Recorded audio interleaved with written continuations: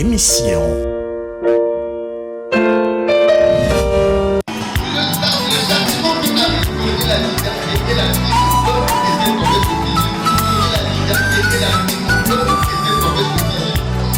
Ma Bible me dit que la parole est une épée. Quand elle pénètre, elle partage l'âme et l'esprit. Attriste l'homme et produit la repentance. Et comme une épée, elle fait aussi couler le sang. C'est la vraie circoncision. L'ancienne vie est passée et l'homme devient une nouvelle. Bonsoir chers téléspectateurs, amoureux et amoureuses de la parole de Dieu. Nous savons que vous êtes nombreux à suivre l'émission Que la lumière soit et nous vous remercions de votre fidélité. À la présentation de cette émission, la sœur Bercia Makonga. Et pour la prédication de ce soir, nous avons le réel plaisir de recevoir sur ce plateau l'homme de Dieu, le docteur Clyde. Bonsoir docteur. Bonsoir sœur Bercia. Comment allez-vous? Très bien par la grâce du Seigneur malgré le confinement. Et un mot à l'égard des téléspectateurs qui vous suivent. Que le bon Dieu bénisse tous ceux qui suivent ce programme, qu'il bénisse la chaîne et tout le pays en général. En tout cas, comme vous le constatez, ce soir nous allons traiter un nouveau thème intitulé « Sentinelle, que dis-tu de la nuit ?» tiré du livre d'Ésaïe au chapitre 21 au verset 11 que je vais lire. « Oracle sur Douma, on me crie de Séhir, sentinelle, que dis-tu de la nuit? Sentinelle, que dis-tu de la nuit ?» Alors docteur, nous voulons savoir qui est la sentinelle. Merci pour la question sœur Bercia. Je reprendrai à cette question dans deux volets. Dans un premier volet, je vais répondre à la manière des hommes. La sentinelle était un soldat qui fait le guet, c'est-à-dire qui assure la garde d'un camp, la garde d'une ville, la garde d'un espace ou d'un palais. Et dans la civilisation un peu plus ancienne, les villes étaient généralement clôturées, ce qu'on appelait des villes fortes ou fortifiées. Et dans la ville ou encore tout autour des villes, il y avait donc une muraille bien disposée. Et au sommet de la muraille, il y avait une construction d'une tour. Et donc, dans la tour ou sur la tour, siégeait ou travaillait la sentinelle.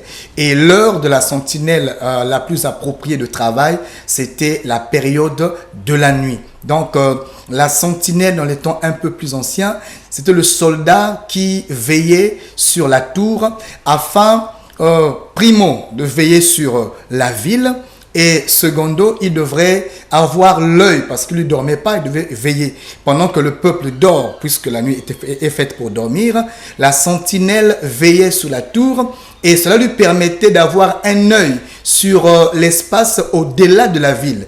Au cas où il y avait des ennemis, une armée étrangère ou encore une force qui venait pour assiéger la ville, la sentinelle qui siège ou qui siégeait sur la tour devrait donc prendre la trompette qui est l'un de ses instruments, sonner la trompette afin d'avertir le peuple et de sauver le peuple face à une éventuelle attaque ou encore menace du camp ennemi. Donc en bref, la sentinelle, c'était celui qui devrait veiller sur le peuple pendant la nuit.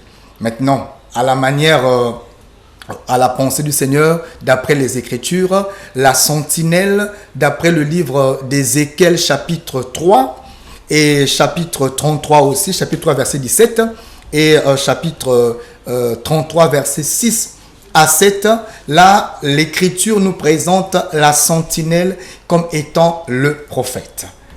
Voilà. Merci beaucoup, docteur, pour cette brève explication sur la sentinelle. Je vous en prie. La Bible nous dit que le serviteur de Dieu, le serviteur fidèle et prudent, oui, est celui qui apporte la nourriture au temps convenable. Exact. Alors, docteur, au temps où nous sommes, plusieurs prédications naissent, oui, disant que c'est la fin du monde.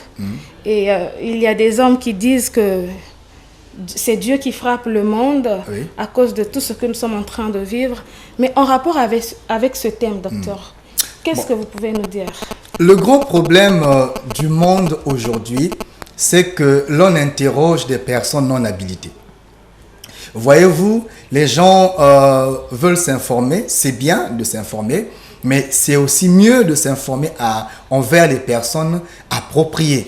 Voyez-vous, si vous voulez avoir des notions ou des informations d'ordre médical, il faut aller auprès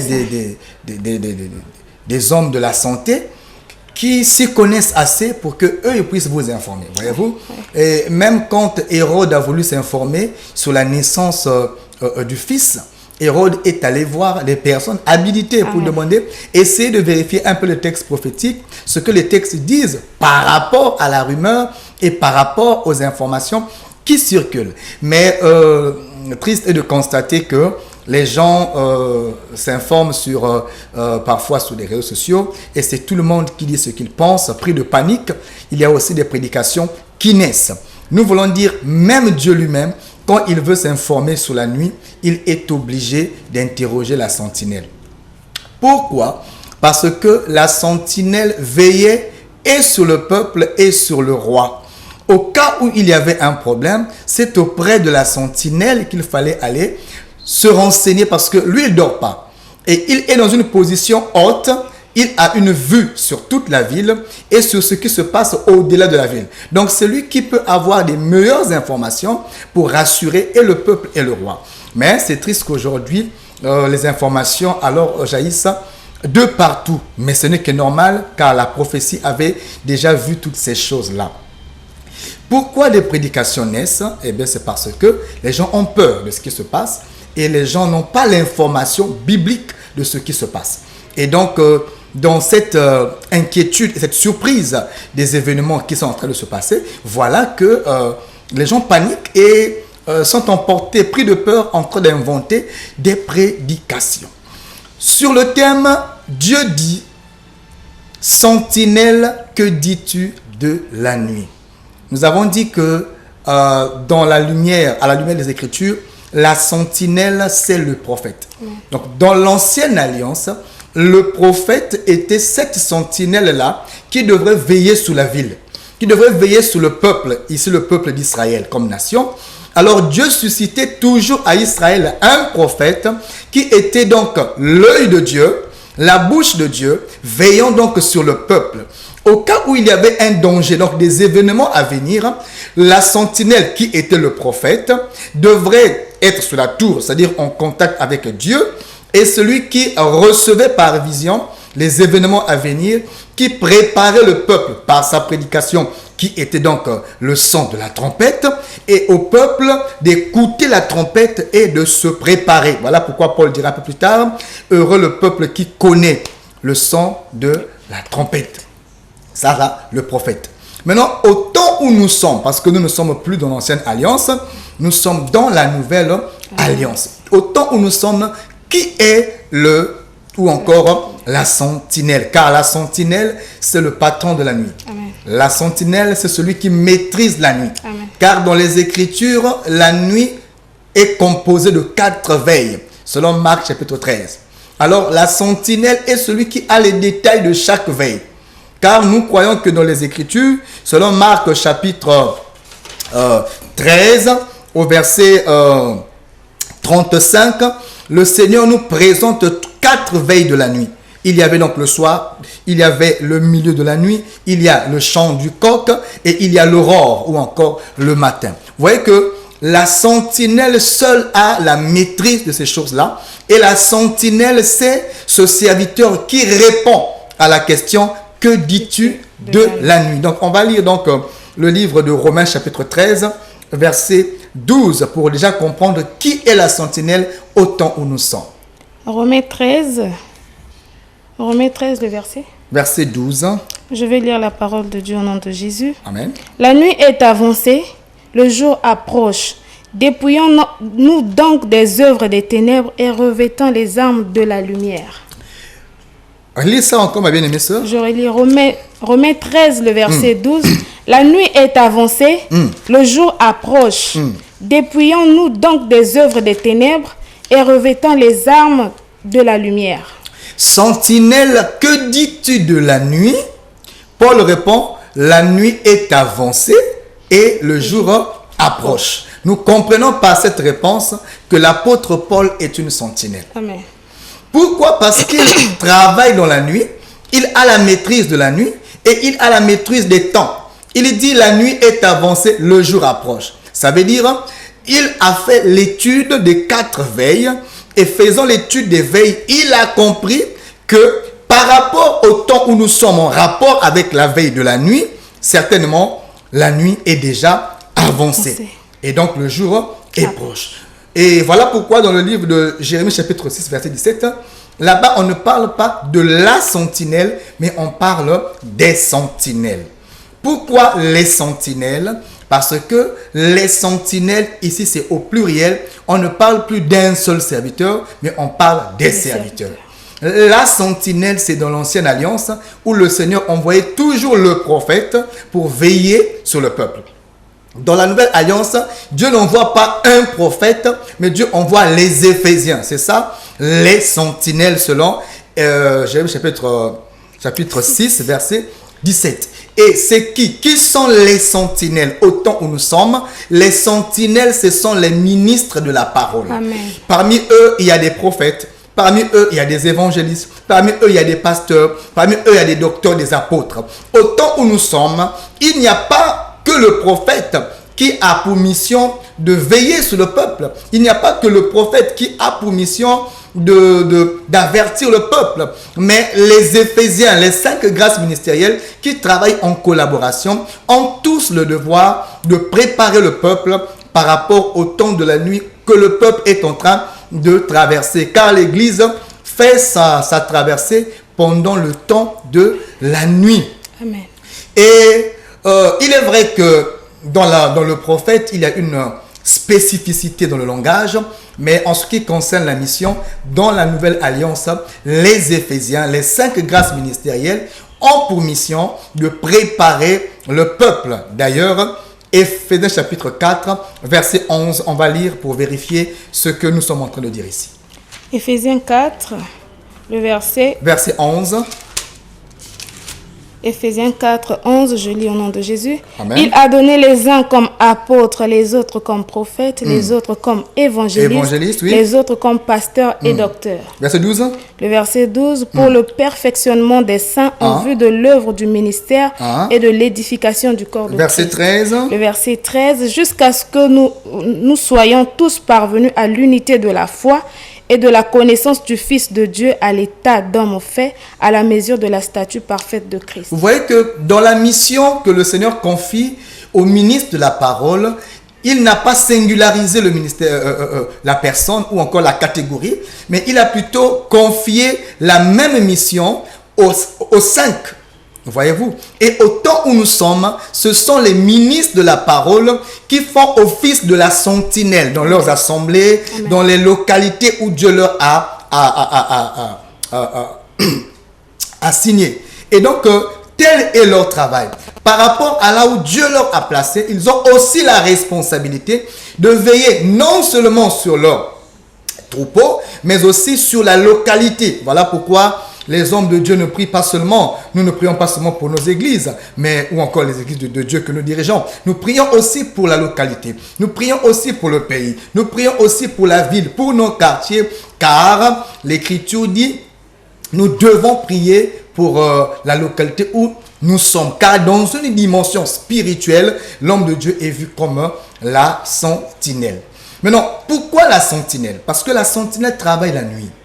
Et c'est quoi la nuit? Genèse chapitre 1, verset 5. Nous allons lire. Genèse chapitre 1, verset 5. Oui.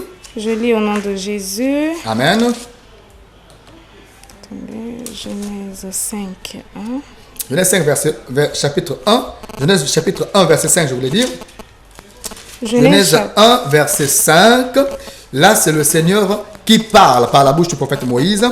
Il est dit dans Genèse 1, le verset 5, Dieu appela la lumière jour, oui. Et il appela les ténèbres nuit. Ok. Dieu appela les ténèbres nuit. Donc, lorsque on parle de la nuit, c'est un temps où les ténèbres règnent. Or, là où il y a les ténèbres, le temps couvert par les ténèbres est un temps d'obscurité, est un temps où il n'y a pas de précision, est un temps où la voix n'est pas n'est pas facile à identifier. C'est un temps où il y a la confusion, où il y a le méli-mélo. C'est un temps où on ne sait même pas voir ce qui est devant soi ou ce qui est derrière soi. Maintenant, pendant ce temps de la nuit, ce temps de confusion, Dieu ne peut compter que sur la sentinelle, parce que lui, il est sur la tour.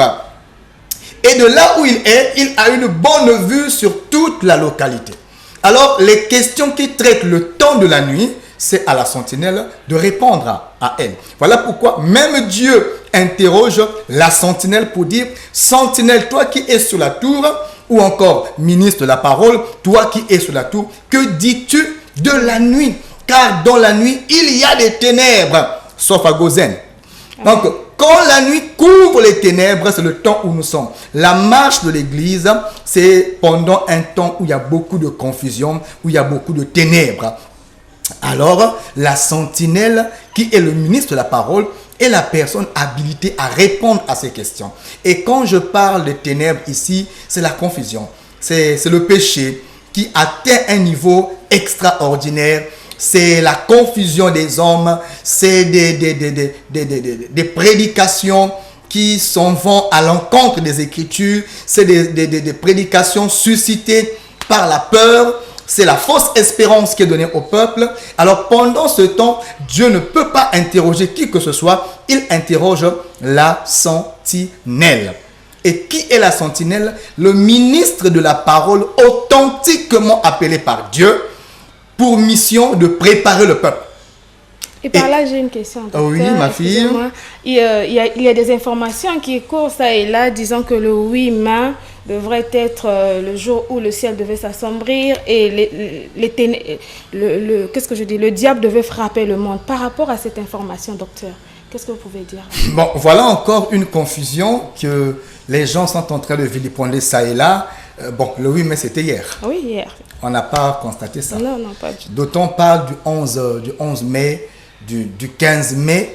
Je ne sais pas si c'est parce que la France a prévu déconfiner dans la période de 10 au 15 mai ou au 11 mai que les gens ont commencé aussi, tenant compte de la rumeur, fabriquer les prédications. La prédication ne doit pas être suscitée par les rumeurs, mais la prédication doit sortir de la parole. Amen. Car dans le livre des Proverbes, il est écrit: Dieu a tout mis par écrit. N'ai-je pas pour vous tout mis par écrit, des conseils et des réflexions? Donc, le conseil de Dieu est déjà placé dans l'écriture. Amen. Le prédicateur qui est la sentinelle n'a qu'à apprendre l'écriture et situer le peuple par rapport aux écritures.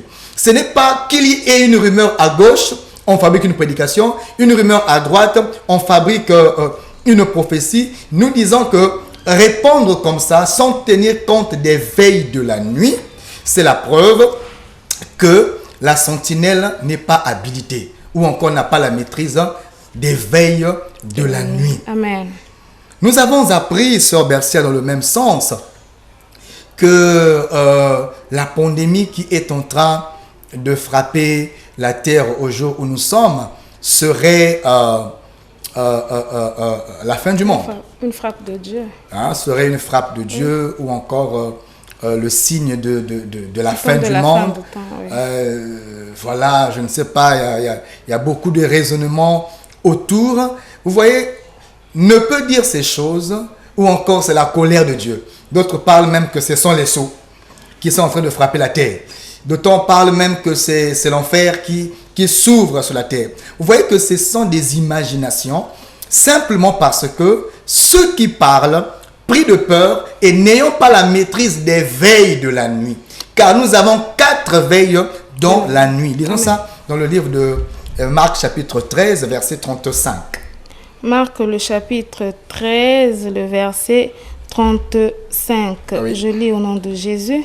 Il est dit: veillez donc, car vous ne savez quand viendra le maître de la maison, ou le soir, ou au milieu de la nuit, ou en chant du coq, ou le matin. Ou le matin, ou encore l'aurore. Ouais. Ici, on nous cite les 4 veilles de la nuit. Voilà pourquoi le Seigneur disait souvent: veillez et priez. Amen. Veillez et priez. Il y a 2 éléments, il y a 2 choses à faire pendant le temps de la nuit. C'est de veiller et de prier. Amen. Pourquoi? Pour ne pas tomber en tentation. Amen. Donc, la seule raison qui peut nous épargner de tomber, c'est de veiller et de prier. Amen. Alors, celui qui veille doit avoir l'enseignement. Amen. Car c'est sur l'enseignement qu'il faut veiller. Amen. Si tu n'as pas l'enseignement véritable au temps où nous sommes, tu tomberas certainement avec des hérésies qui circulent ça et là. Amen. Et lorsque tu veilles et tu pries, c'est alors que tu pourras résister dans ce temps de la tentation que le monde est en train de traverser. Amen. Alors, il faut veiller avec connaissance des veilles. Qu'est-ce que je veux dire par là? Si quelqu'un dit que c'est la frappe apocalyptique de Dieu parce que c'est une pandémie qui frappe la terre, je dirais que ce n'est pas la première pandémie qui frappe la terre. Oui. Hein? Une pandémie est une épidémie qui va au-delà d'une localité, qui attaque d'autres localités, d'autres continents et consorts, oui. mais ce n'est pas la première. Le monde a connu Des pandémies. Des pandémies. Oui. Voyez-vous, celle-là peut-être elle est un peu spéciale, mais le monde on a aussi connu. Et le monde peut-être on connaîtra aussi, Dieu seul sait. Oui. Vous voyez que ce n'est pas parce qu'il y aura une pandémie qu'on va faire appel aux événements apocalyptiques dont la Bible parle. J'aimerais dire ici, il ne peut pas y avoir déroulement des événements dont parle l'Apocalypse ou encore la grande tribulation aussi longtemps que l'Église est encore sur terre. Amen. J'aimerais dire ceci. La colère de Dieu, même quand elle est énorme, même quand elle est forte, elle ne peut pas s'abattre sur Sodome et Gomorrhe aussi longtemps que Lot y est encore. Amen. C'est très important. Tant que Lot demeure dans Sodome et Gomorrhe, il est impossible que le feu puisse frapper Sodome et Gomorrhe. Or que le feu dans les Écritures, c'est ça le châtiment. C'est ça la colère. Mais la colère de Dieu, je parle en rapport avec des événements apocalyptiques, ne peut pas s'abattre sur la terre aussi longtemps que Lot est encore là avec ses filles.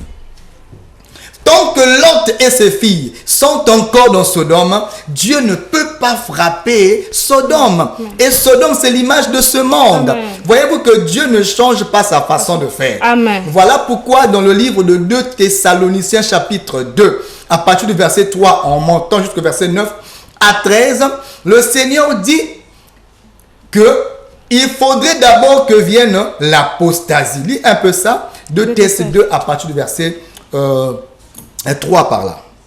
Je vais lire 2 Thess 2, 3. Oui, Que personne ne vous séduise d'aucune manière. Que personne ne vous séduise d'aucune manière. Donc ça veut dire que il y a des séductions de plusieurs manières qui doivent venir en rapport avec les événements que nous sommes en train de voir aujourd'hui. Continue ma fille. Car il faut que l'apostasie soit arrivée auparavant, Oui. et qu'on ait vu paraître l'homme du péché, Oui. et le fils de la perdition. Continue. Le verset 4, l'adversaire qui s'élève au-dessus de tout ce qu'on appelle Dieu, ou de ce qu'on adore, Oui. jusqu'à s'asseoir dans le temple de Dieu, Nous continuons. proclamant lui-même Dieu. Ne vous souvenez-vous pas que je vous disais ces choses Oui. lorsque j'étais encore chez vous? Ah. Et maintenant vous savez ce qui le retient. Maintenant, vous savez ce qui le retient. Donc, ce qui retient l'apparition de l'impie. Ou encore le temps donc des événements apocalyptiques. Mais qu'est-ce qui le retient? Continue. Afin qu'il ne paraisse qu'en son temps. Ah, il y a quelque chose qui retient le déroulement de ces événements apocalyptiques pour qu'il ne paraisse qu'en son temps. Mais qu'est-ce qui le retient? Ce qui le retient, c'est la présence de Lot et ses filles sur Sodome et Gomorrhe. Tant que Lot est encore dans Sodome, Dieu ne peut pas frapper. Parce que on a retrouvé le pain sans levain dans la maison de Lot. Amen. Donc, bien qu'il y a le péché partout dans le monde, dans la maison de Lot, il y avait le pain sans levain. Or que tant qu'il y a une maison qui a le pain sans levain, Dieu ne peut pas encore frapper la terre. Amen.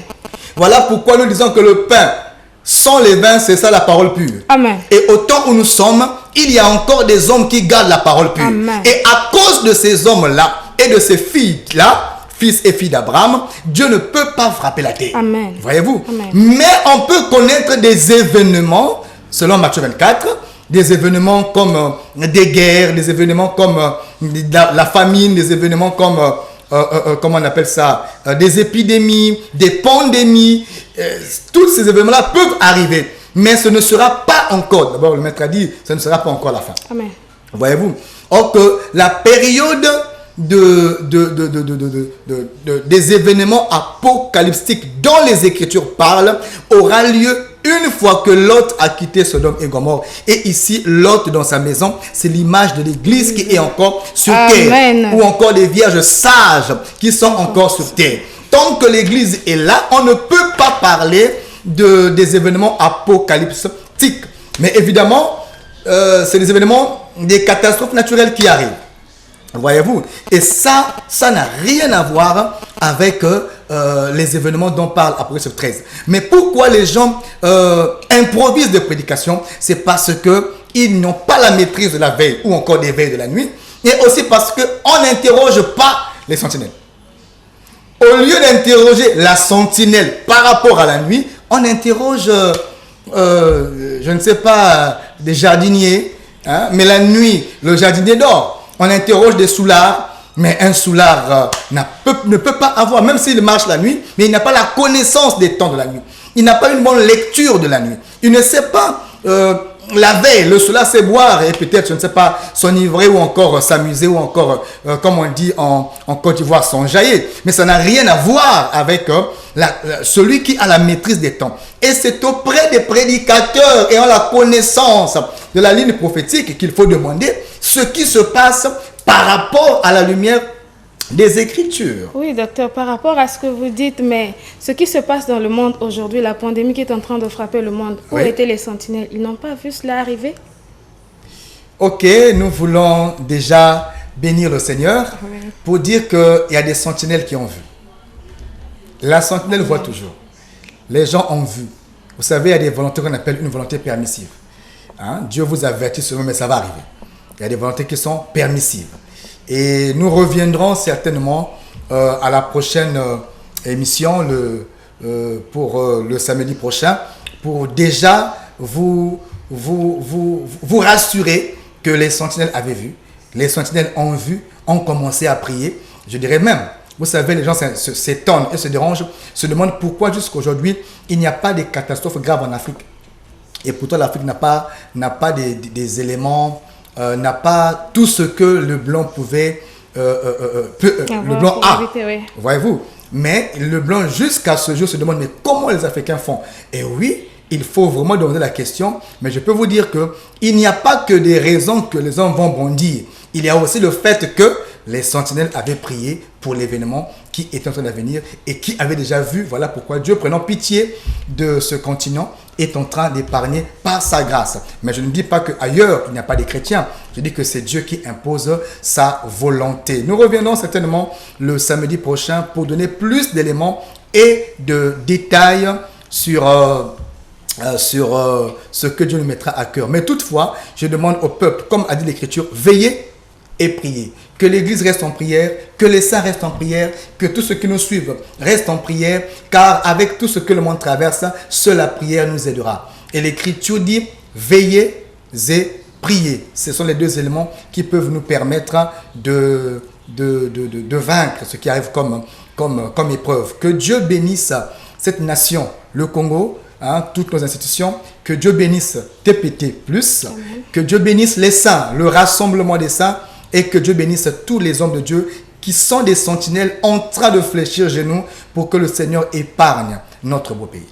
En tout cas, que Dieu bénisse, comme a dit le serviteur de Dieu, le Seigneur est en train de nous appeler, de nous appeler à nous tenir fermes parce que ces choses-là, comme a dit la parole de Dieu, qu'elles doivent arriver. Et ce n'est pas une raison pour nous de nous paniquer. Ce n'est pas une raison pour nous, surtout encore, de perdre la foi. Alors, docteur, comme il n'y a pas de moyens pour se rassembler pour l'instant, vu ce qui se passe, ceux qui se sont lassés dans la prière, qu'est-ce que vous pouvez dire? Parce que certainement, ils vont dire que je n'arrive pas, j'ai perdu la foi, comme je n'arrive pas à être ensemble avec mon frère et ma sœur. Alors, le maître avait déjà vu ça. Et le maître a dit à Pierre, veillez et priez afin que vous ne tombez pas en tentation.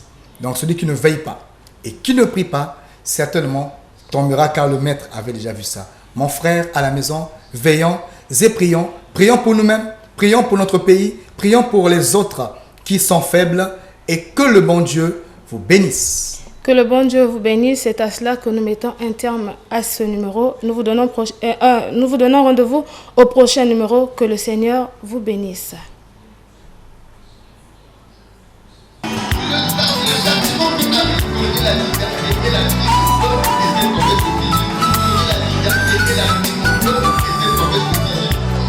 Ma Bible me dit que la parole est une épée. Quand elle pénètre, elle partage l'âme et l'esprit. Attriste l'homme et produit la repentance. Et comme une épée, elle fait aussi couler le sang. C'est la vraie circoncision. L'ancienne vie est passée et l'homme devient une nouvelle.